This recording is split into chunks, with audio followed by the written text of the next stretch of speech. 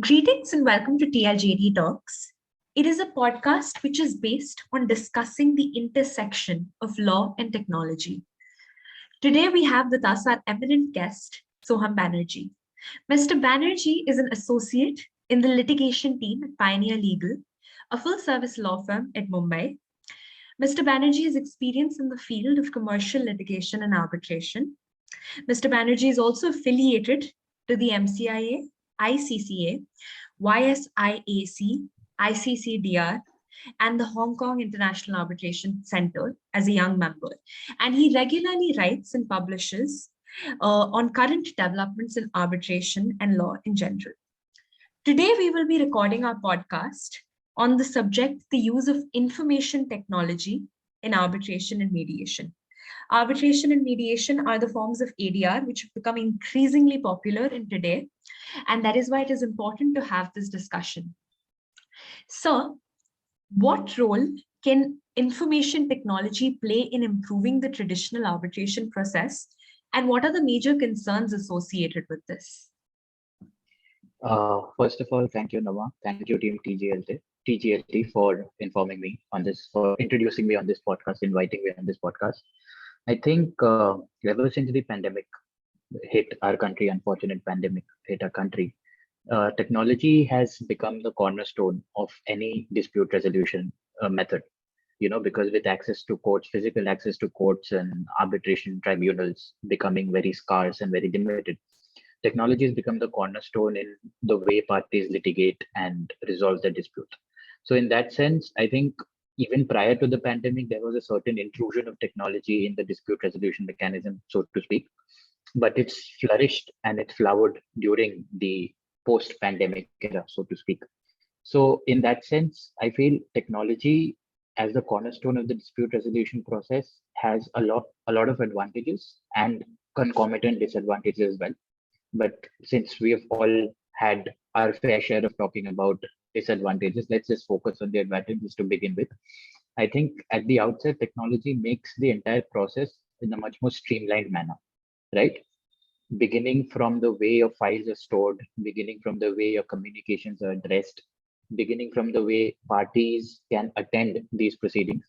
I think technology in that sense has made accessibility of justice that much more easier to a population that prior to the pandemic had a lot of difficulty facing or accessing justice, so to speak. Because tomorrow, for example, if you have a court date, if you have a hearing date in court tomorrow, or if you have a hearing scheduled before a tribunal tomorrow, and you're in some difficulty by way of which you can't travel. Take the most simplest example, if you're in Mumbai and your roads are flooded during the monsoon, you can't travel to the hearing, right? You can't attend the hearing physically. Then in that sense, your entire process gets pushed a day later because of that one day in delay for no fault of your own, for completely, factors that are beyond your control. The entire process of you getting a hearing or having your case adjudicated before a judge or a tribunal gets pushed by a day at the bare minimum. So what technology has done post the pandemic is allowed those sort of, unforeseen events hindering your access to justice being thrown completely out of the window, because you don't need to now physically travel to courts or travel to the venue of the arbitration to attend the hearings. You can sit in your room within the confines of your room and attend the hearing and have it adjudicated and have it deliberated in a meaningful manner. So the problem that people primarily have with technology is that, technology in a sense would hinder the way their cases are being heard, or would hinder the way the arguments are being appreciated by the bar or by the arbitral tribunal.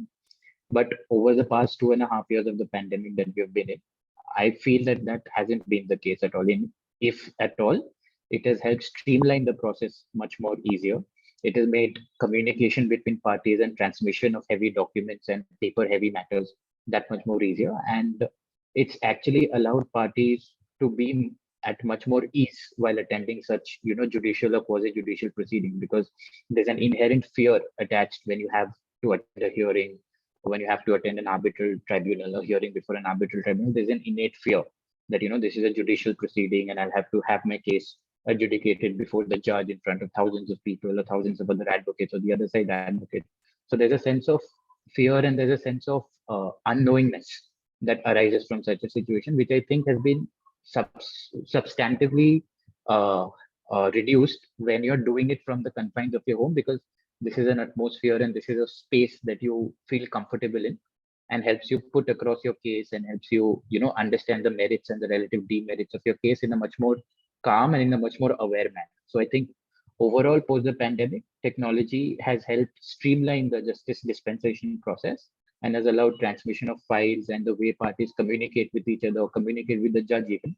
It's made the entire justice dispensation process that much more accessible to citizens and judges and advocates alike. Yeah. Okay, sir.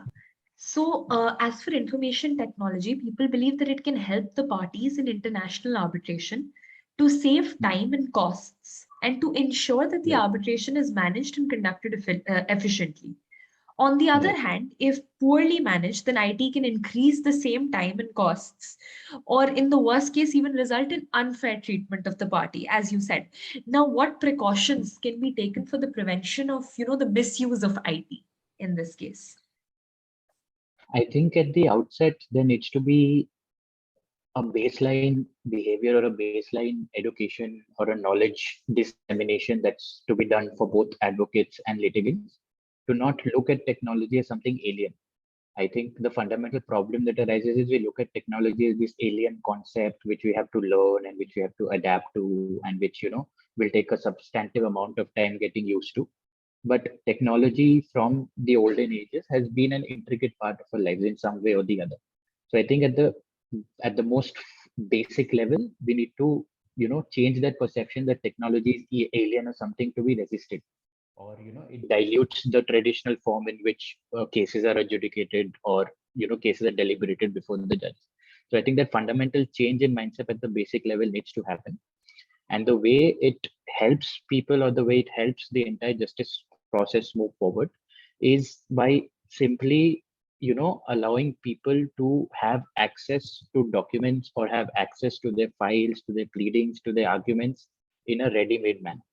Because what happens is when you go to a physical hearing before a court or before an arbitral tribunal, many a times you'll see these advocates carry these big files, big bags, right? Which run into multiple volumes, which are very paper heavy, matters which are very paper heavy. And then you have to sift through these documents while within the hearing to show the judge the relevant portion of the document that you're relying upon, or the relevant portion of your pleading that you're seeking to rely upon. Now, what happens in online hearings, the virtual hearings, is that you can have all of this arranged and bookmarked in a PDF form or in any other form that you might seem accessible, which makes it very easy for you to refer to that portion of the document or the brief while you're presenting your arguments, right? Because then you don't have to sift through multiple volumes of paper or have those, briefs flagged for easy reference while you're arguing. You can immediately just go to the relevant bookmark of your PDF, click on that, and screen share it to the judge so that he can have easy access to it as well. So I think at the end of the day, the most significant advantage technology has brought about in our practice more so, I wouldn't say so of foreign practices, but in our practice more so, where we tend to rely a lot upon like papers and prints and hard copies of documents to make our case.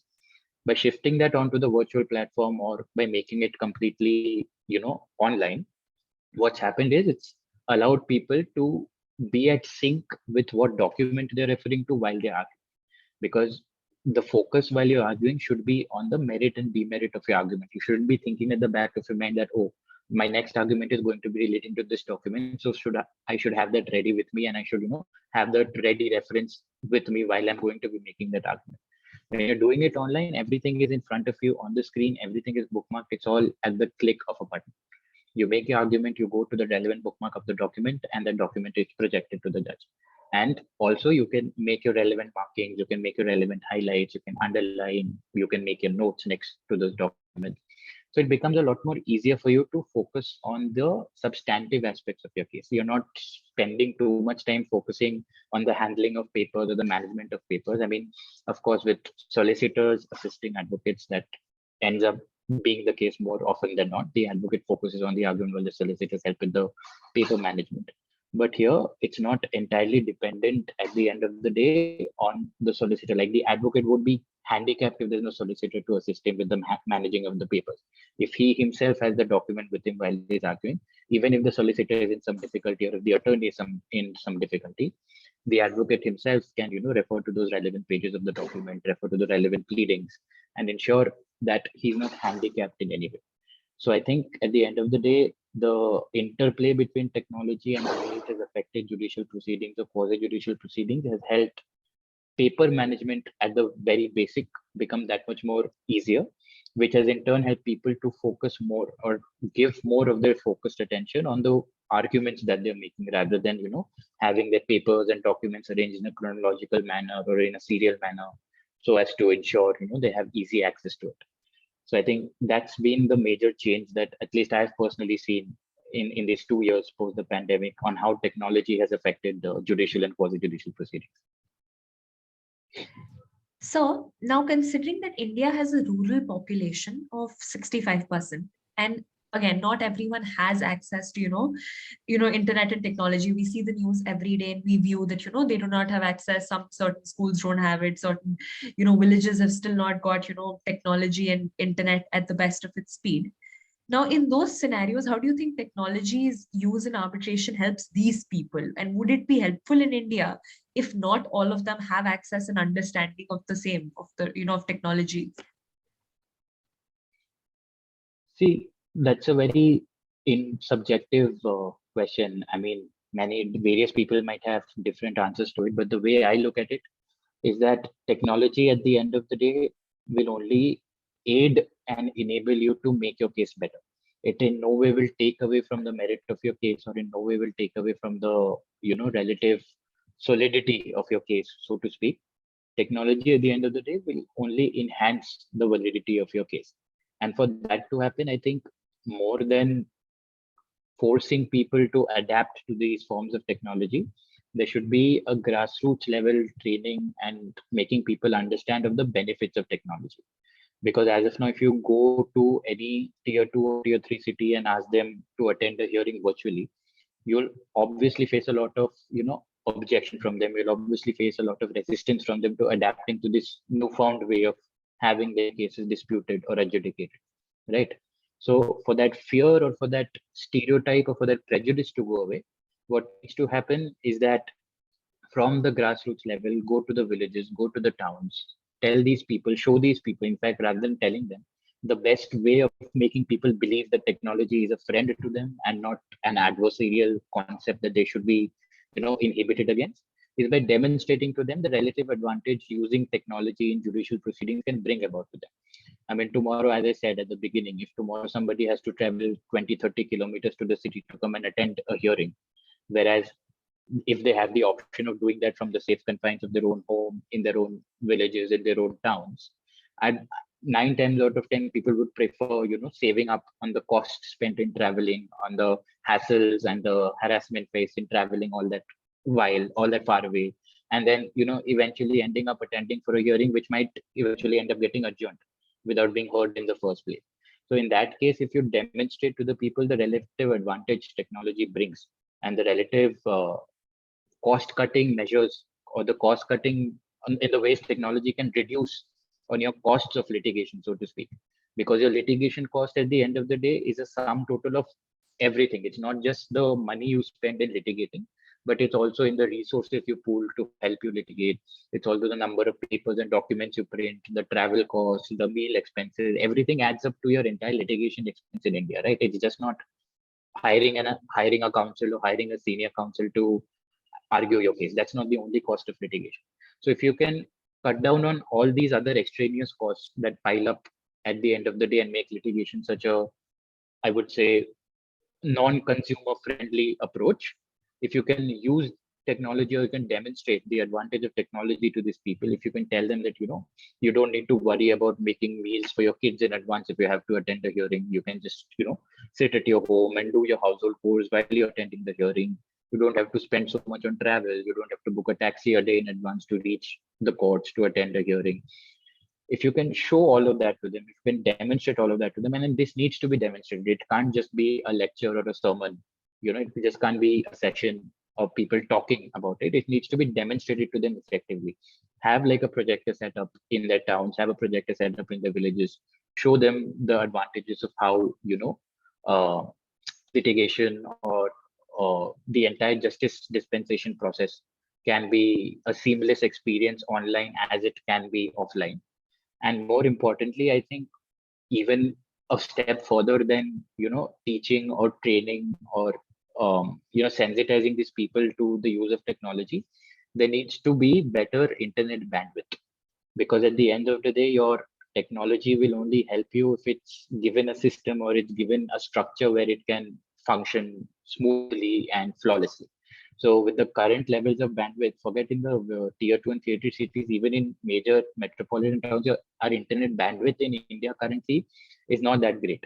Even during court hearings or arbitration hearings, we've so many times faced, loss of connection. There's connectivity issues, screens are getting stuck, computer systems are not designed to, operate on such high level video conferencing platforms.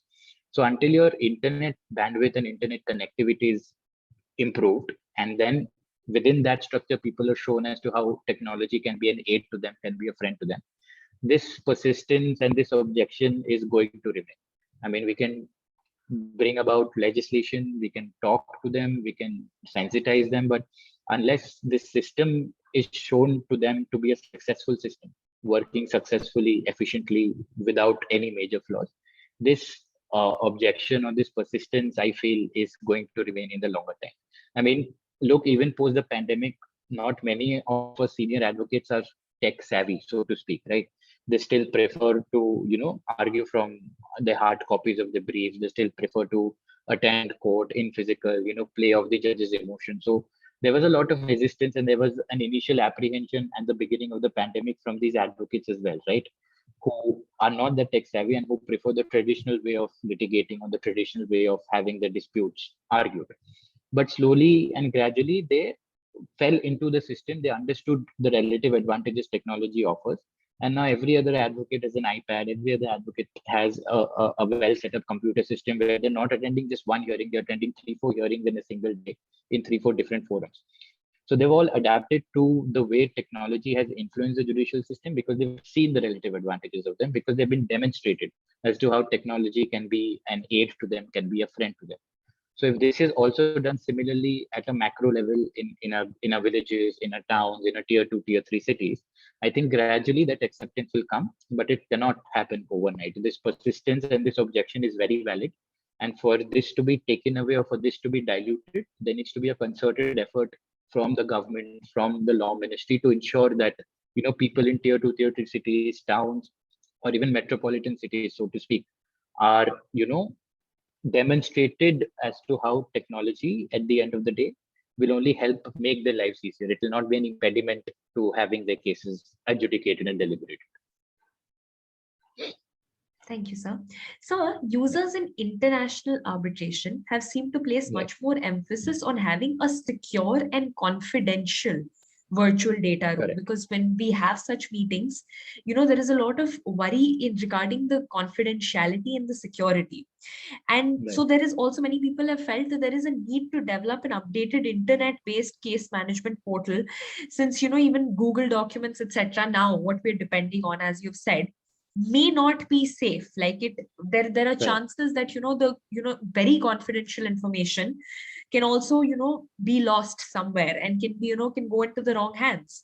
And even although these services are very often free, these services are they're subject to certain acceptance of certain general terms and of rights and use and analysis.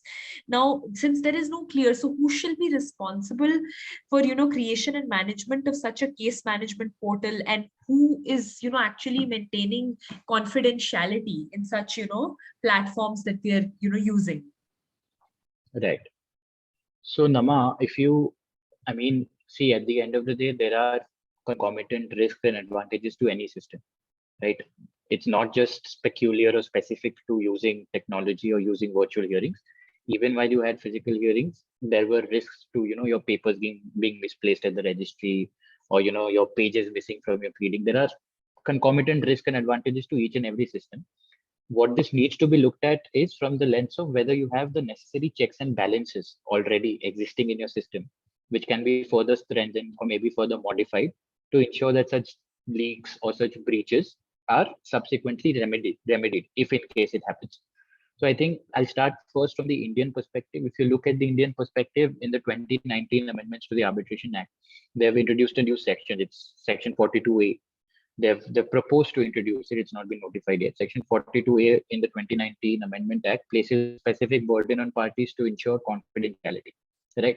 So it's a mandate that's been provided by statute, by law. It's a legal obligation for parties who are partaking in arbitration proceedings to ensure that their pleadings, their documents, the information that's exchanged during such arbitration proceedings are completely confidential, right? So tomorrow, even if assuming there's a data breach, there's a leak that's happened, there's confidential information that gets transmitted to people or entities that are not supposed to have access to those documents or information, there's sufficient protection within our legislative framework to ensure that such breaches are remedied. Now, as to how you can stop these breaches from happening altogether, unfortunately, there's in the entire world, I don't think there's a foolproof system by which you can stop data leaks from happening altogether. Even the most secure cybersecurity organizations have undergone security breaches and data leaks. So I don't think there's a foolproof system, but there's been a concerted effort by the international arbitration community to ensure that such data breaches and such breaches of confidentiality, confidential information, so to speak, are limited and reduced.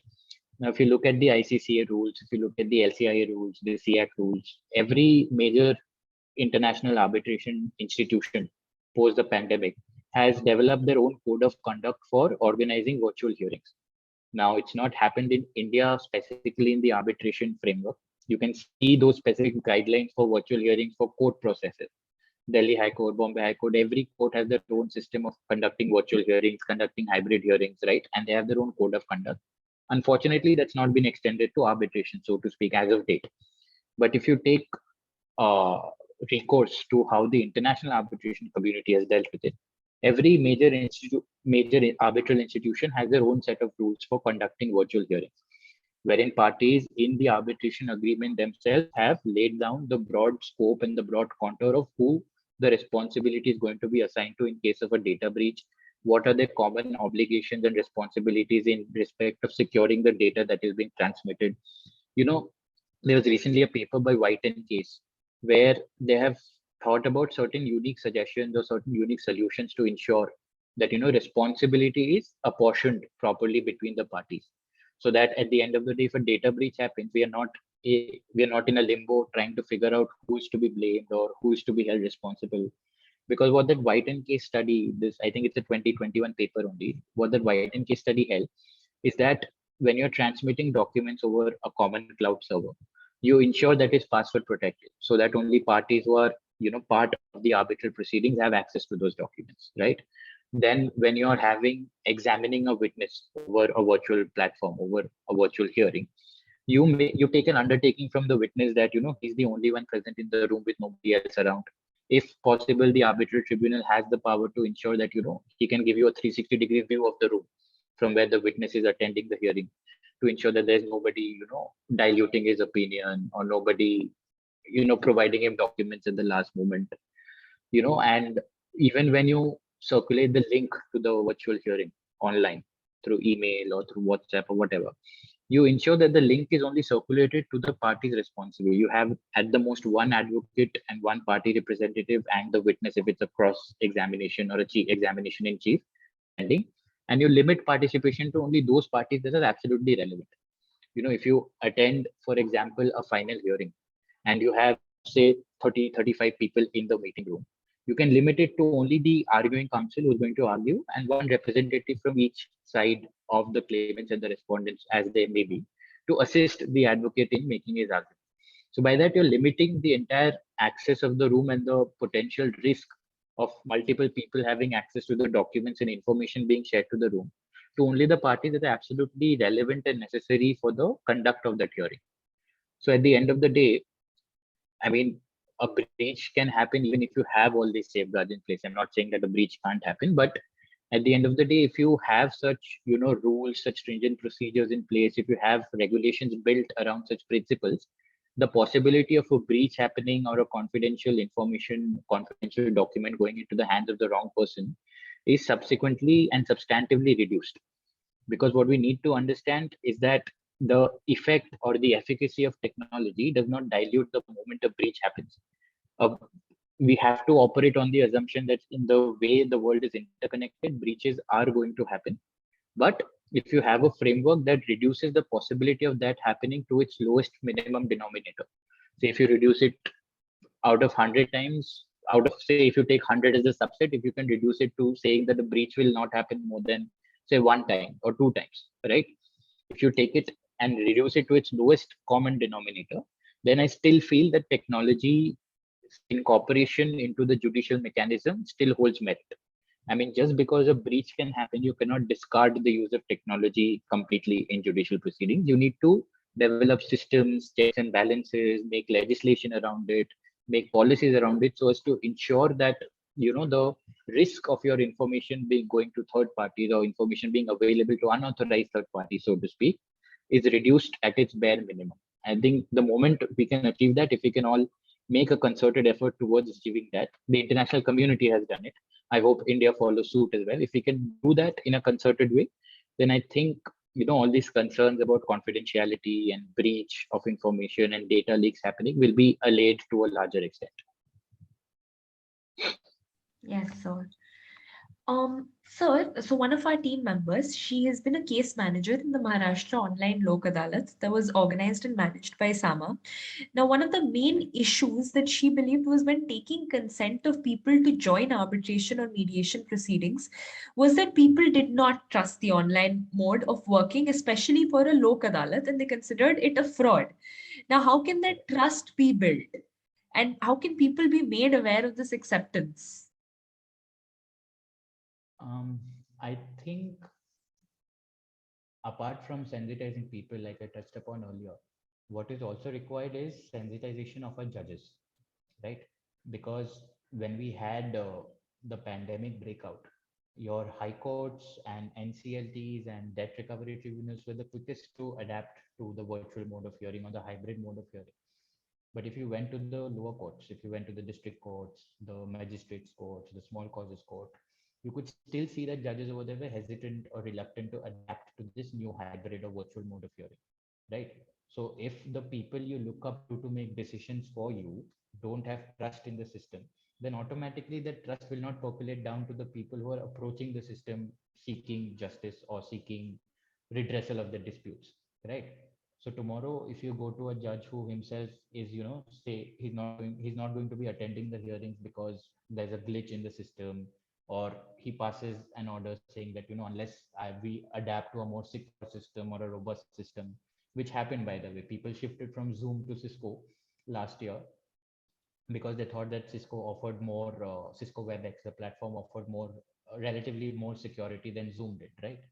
So I think until and unless you sensitize your judges as well, the people who us litigants look up to make decisions for us, that trust is not going to percolate down to the people at the grassroots level. I mean, tomorrow, if, say, for example, a judge can demonstrate to a litigant through an online mode or through a virtual hearing, and by a judge, I don't mean a judge at the high courts or the NCLTs or the Supreme Courts. I mean, let's just take that out for a second. Look at the grassroots level, where people who have these apprehensions the most approach these courts. You go to the district court, you go to the city civil court, small causes court, and just imagine if a judge tomorrow to a litigant says that, because of the COVID pandemic and the social distancing norms, I'm going to be hearing your case only by way of a video conference. You cannot come to me in court physically and have your case adjudicated. And followed by that, he goes ahead and demonstrates to the litigant as to how the entire system is foolproof, right? Before he has his hearing done before the judge, he can have a brief training session or a brief demonstration to the litigant, to both the parties, in fact, to show as to what are the checks and balances that the entire court staff or the entire registry has taken to ensure that this entire system or this entire process will be flawless. I mean, when that information flows down from the top, there's much more there's much more chance of that being accepted, and much more there's a greater possibility of that being internalized by the litigants who have these concerns. I mean, of course, sensitizing them, making policies for them, demonstrating to them is all on one side of the spectrum. But when it comes from the judges themselves who are adjudicating your case, when they themselves repose that faith in you, that regardless of the platform in which I'm going to be hearing your case, the merits of your case will be my primary concern. The merits of your case are going to be unaltered. Then there's a greater sense of faith and trust in the system that emanates from the litigant himself. So I think most judicial academies will slowly over time adapt this into their modules. With the kind of world in the kind of world we live in, perhaps training judges and sensitizing judges to the relative merits of using technology in courts, so that by the time these judges graduate from the academy and actually take office as judges, they can then spread that information downwards to the litigants who approach the courts, to the advocates who approach the courts, to the juniors who approach the courts, to their own registry, in fact, showing them as to how technology can be used to better the process and not derail the entire justice dispensation process at the end of the day. So I think more than sensitizing the people and teaching them and training them, there's a urgent need to train our judges and sensitize the judges to the relative advantages and benefits technology can have in the judicial proceedings. So, when there are two parties and one of them is more technologically capable than the other party, let's say in an arbitration, a mediation, or even a litigation procedure, and that creates an imbalance, and that creates that one party is definitely way more, has better internet bandwidth, better understanding of that entire system. This creates an inherent inequality. Now, what were we and what can we do to remove this inequality? Mm, I think at the end of the day, parties should, in their agreements or in their written contracts or in the commercial contracts, so to speak, going ahead, be mindful of these facts before entering into the contracts. Because tomorrow, with the way the world is going, tomorrow you just might see standard clauses in contracts such as XYZ system being used for the video conferencing, or XYZ platform being used for the storing of documents, things of this nature, where you have specific reference to a specific system or a specific data center for storing your documents or for conveying information or relaying documents. So I think moving forward, if a party is aware that he's relatively disadvantaged because of the lack of use of technology, or the lack of access to technology, or the lack of understanding of the technology, so to speak, they should bargain with the other party before entering into the commercial transaction, to ensure that the mode of technology or the system that they're going to be governed under, or the documents are going to be uploaded in, or the hearings are going to be held in, is something that is equal for both. Say tomorrow, if you're not well versed with Zoom, but I'm well versed with Teams, right? Both of us can come to an agreement wherein we can have a neutral platform wherein both of us can communicate with each other or upload our documents. Even for that example, some people have a problem with Google Drive and OneDrive, right? Some people find Google uploading documents on Google Drive much more easier than uploading documents on OneDrive, and vice versa. So I think at the end of the day, parties, while entering into a commercial bargain, should be mindful of these facts and ensure that they don't concede to a platform or concede to a system of which they have no understanding of. I think Hmm. that's the primary way by which you can offset this perceived imbalance in the party's equation and understanding of technology. But apart from that, I think more importantly, everybody, I think, in today's age and time, should be aware of the basic system at least. Nobody's telling you to learn Java and coding and all of that. No. But at least the basic systems that you use for your normal regular business transactions online, like a Google Drive, a OneDrive, using PDF, using Word, using Zoom, Microsoft Teams, using Skype. All of these are like basic systems which have become common currency now post the pandemic, right? Business is no longer conducted over lunches and over long dinner tables. It's Yeah. conducted over Zooms and Microsoft Teams and all these video conferencing platforms. So I think even before, striking a bargain with the other party as to what technology and what kind of, virtual platform you're going to be using, it's important to have an understanding of all these basic platforms, so that you're not at a relative advantage when you're entering into a transaction with the other party. And this doesn't take much time. Understanding Zoom, understanding Teams, understanding Word, PDF, all of this at its very basic level can be understood in a day. I'm not saying that you can become a master at Word or a master at PDF in a day. All of that are very intricate. There are some advanced features that we professionals use day in and day out. but nobody's asking commercial parties or business entities or corporate entities to understand all those, advanced features. All you need to know is the basics of operating the system, of knowing what you can do in Word, of knowing what can be done in PDF, of knowing what are the risks associated with the Teams as opposed to a Zoom, as opposed to a Cisco WebEx, as opposed to a Jitsi platform. So having a basic awareness of all of these systems, I think, should become a part of the due diligence of the parties before they enter into a transaction. Because normally due diligence today is looked at, in a sense, you understand the relative risks and profitability with the target entity that you're seeking to acquire or you're seeking to invest in. But I think with the way the pandemic has panned out and the way business is being conducted of late, all of these should also become a part of your due diligence, understanding the relative merits and demerits of each and every technological platform, the basic technological platforms, and how you can leverage that to your advantage in the business transaction or in the deal that you're entering into with the other party, so as to offset any relative disadvantage you might have by entering into a transaction with the other party on the basis of a technology you have no idea about, right? So more Yes. than bargaining with the other party about having a resource or having a virtual platform which is beneficial to you, it's essential you first understand the basic idea of how these systems operate. Basically, just have a fair idea of how these systems operate, so that nobody can take you for a ride while you're entering into a transaction with a party. I think that should be the way businesses should approach this new era moving forward. So the legal rules on arbitration were not drafted with technologies in mind, like case management websites, any form of video conferencing, virtual Right. workspaces also in general. Now, how do you think the shift will look like? Do you think there will be some legislative change? And if there would, what do you think the legislations should include that would be helpful for, the entire justice dispensation system? See, I think if you look at it from the Indian context, our Arbitration Act provides sufficient safeguards and provisions for virtual hearing. I mean, it's a different thing that we haven't done it prior to the pandemic, but that doesn't mean that parties did not have a recourse to the act if they wanted to do it. If you look at Section 19 of the act essentially says that parties are free to agree to the procedure in which they want their disputes to be arbitrated.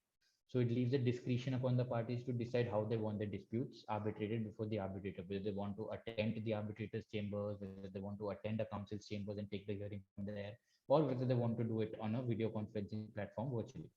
So I think all of those safeguards were already there in the act. It's now coming into focus because we feel there's a need to make that more specific and make that more robust. So I think moving forward, instead of having these general discretionary privileges given to parties under the act or under the statute, we should try and focus for having a separate code of conduct for virtual hearings altogether. Like most of these arbitral institutes abroad have done, they have a separate code of conduct for virtual hearings, which supplement the legislation on arbitration that exists in those countries. So, for example, the LCIA Code of Conduct for Virtual Hearings is not in contravention of the English Arbitration Act. It's a supplement to the English Arbitration Act, whereas all the protective reliefs and all the protective measures you have available under the English Arbitration Act will still be available to you. But for the virtual hearing, there are specific rules and specific policies and specific practices you need to follow to ensure that none of the parties are at a disadvantage to the other. So I think a similar framework for India, wherein we can have a specific code of conduct for virtual hearings, will be immensely beneficial, especially given the fact that there's already enough support for having virtual hearings in arbitration in an arbitration act itself. So all we need to do is pick up from the principles that are there in an arbitration act and codify them, or perhaps put them in a sort of a directive or a legislative policy or a code of conduct for virtual hearings, wherein there'll be specific directions and specific instructions and guidelines given to each and every party for the conduct during the virtual hearing, as to who the document can be shared with, what are the consequences if an unauthorized third party accesses your document, what will happen during a cross examination of a witness, how the witness is to be seated, where he is to be seated, how the camera is to be focused on his face, the position of his camera, the position of the system. All of that can be incorporated in a code of conduct, because the principal problem personally which I feel in this virtual hearing, specifically in arbitrations and court hearings, is at the stage of examination. You can do your arguments, you can have your interim reliefs and final arguments, all of that done over virtual platforms without any major difficulty. But the most major difficulty that arises is when you have to examine witnesses, because the art of examining a witness or the art of eliciting answers from a witness is majorly body language driven. You see how the witness responds to a question, you see how squirmy he's getting, how relaxed he is, how comfortable he is, and based on his demeanor you then keep grilling him further, or you take a different route of questioning to elicit the answer that you want. Now all of that becomes very difficult in a virtual forum because a connectivity issues, as I said, the internet bandwidth in a country is absolutely uh, deplorable. But so to do that over a system where you have constant glitches, constant errors, where your video is getting paused, becomes very, very difficult. It breaks the flow of questioning. It, prevents you from understanding the body language of the witness in his entirety, because all you're seeing is his face in front of the camera, right? You can't see what his hand positions are. You can't see whether he's tapping his foot too much. You can't see whether he's moving a lot in his seat. All of that are visual cues which give you a lot of information about how the witness is feeling or whether he's under the pump or not. So all of that over a virtual platform becomes really difficult to do. So maybe when we have a code of conduct, or if the legislature comes up with a code of conduct for virtual hearings, maybe we can have a specific section devoted to just examination of witnesses over virtual platforms. Because I don't personally, I don't think there should be any other major difficulty over having any other process of the entirety of the case on virtual platform, be it arguments, be it filing submission, be it uploading it on a common server. All of that I don't think should be a major difficulty. The only pressure point I feel is in examination of witnesses, which I think if the legislature and lawmakers put their mind to it and come out with a policy so as to ensure that the camera is positioned in such a way so that you can see the witness up until his torso, at least, not just his face, so that you can see what his hands are doing, you can see his body movements and all, then I think we will be in a position where technology will not be looked at adversely upon.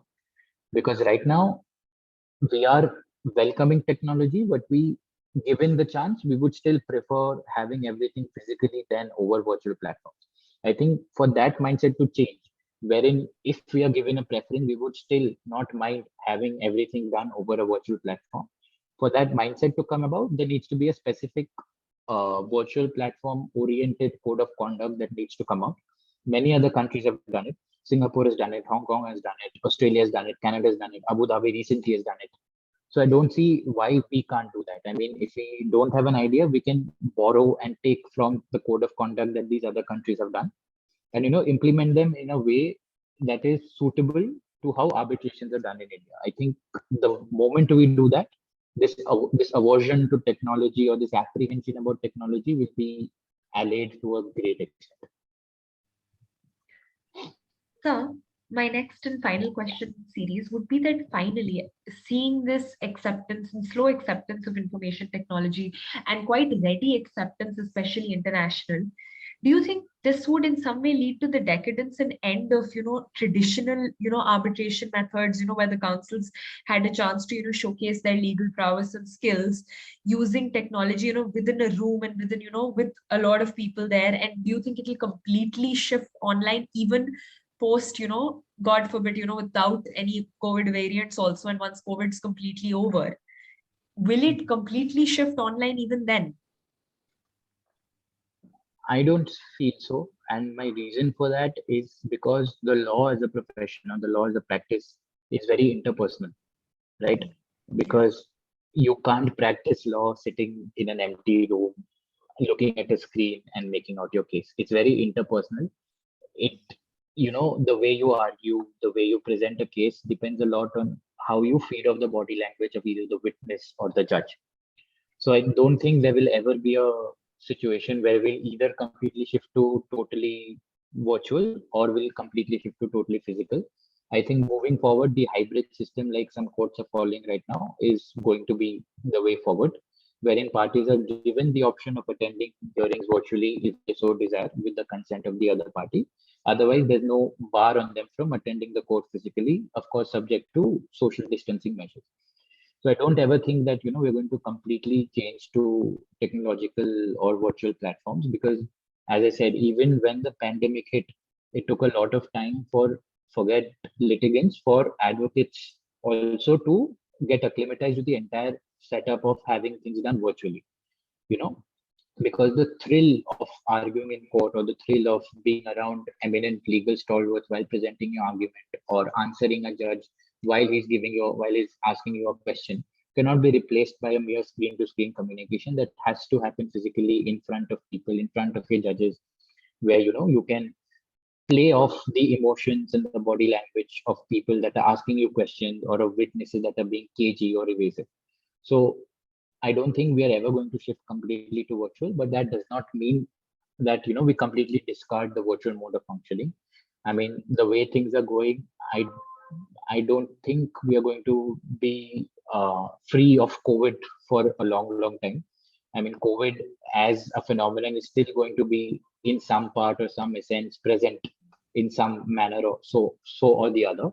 And for as long as that's there, you have to take recourse to virtual hearing. There will be stages when going physically and attending court will become difficult, will become impossible.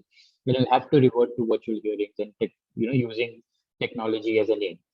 So, well, completely virtual, I don't see that happening, but I do feel that moving forward with the way technology has helped advocates, has helped litigants, Appeal over the pandemic has helped citizens get justice even when courts were not functioning during the pandemic.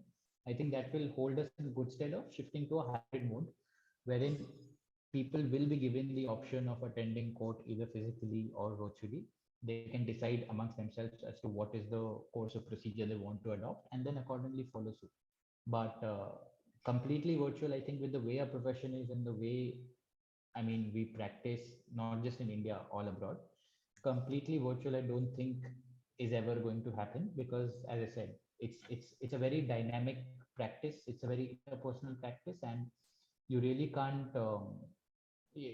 The essence of the practice will be diluted if you just limit it to two people talking in a screen. So I think this the justice dispensation system going completely virtual is a very utopic and a very optimistic way of looking at things. That's never going to happen, but I have full confidence that we're going to gradually shift to a hybrid mode wherein people are going to be given the option of attending hearings the way they feel the most comfortable attending. So lastly, I would like to firstly thank you for joining us today. And sir, do you have any personal advice for all the young lawyers who are becoming lawyers and who are studying in law schools right now during this COVID world, considering that we've done everything online and we have not seen the world beyond the online world? So what do you have any advice for all the listeners? I think at the outset, you guys are going to be coming for our jobs because the way the world is structured right now, you need people with a lot more grit, with a lot more determination, and with a lot more understanding of technology. Like I said, to be a well functioning professional or a well functioning individual, and you guys have all the experience of doing that, be it a better understanding of technology, be it being more resolved and being more determined on account of the pandemic. You guys have not had it easy. So when you graduate from college, you'll be coming at us for our jobs, trying to replace us to ensure that you get your due, despite not being privy to all the relative advantages that we've been. But on a serious note, I think just hang in there. This is an advice that I've been given personally innumerable times in law school. There'll be times when you will feel lost, when you will be completely demotivated. You won't know where your life is going. You don't know whether you'll land that internship, whether you'll be able to write that paper, whether you'll be able to do that moots well. Just hang in there. I mean, this profession is all about blinking the last, right? The longer you survive, the longer you sustain yourself, the better it is going to be for you. So know that, have faith in your abilities. You survive 5 years of law school and 2 years of a pandemic. Of course, you're made of a much harder material than we guys are. So if you've survived 5 years of law school and 2 years of pandemic, the world out there is not going to seem that much more difficult for you. So hang in there. Things are going to get better. Jobs are going to come. Markets are going to rise up again. And there's enough in this profession for everybody. So don't worry about that. Everything is going to fall into place. Thank you so much for joining with us today. TLJT is really privileged to have you here. thank you. Thank you, Nam.